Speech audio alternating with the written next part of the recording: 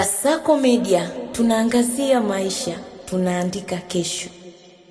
Islamic Revolutionary Guide Camps imeeleza kuwa jumla ya meli 35 zimepita katika mlango bahari wa Hormuz ndani ya saa 24 zilizopita katika operation iliyofanyika kwa uratibu wa vikosi vya usalama vya Iran.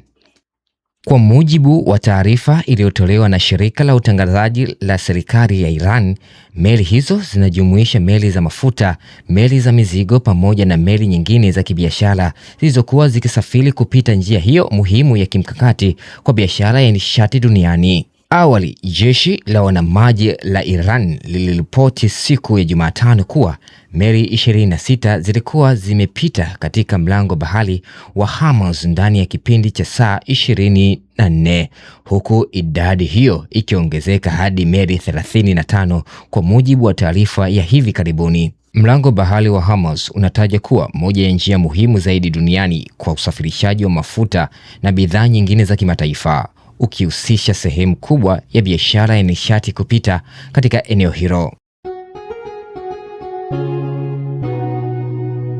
Kasako Media, tunaangazia maisha, tunaandika kesho.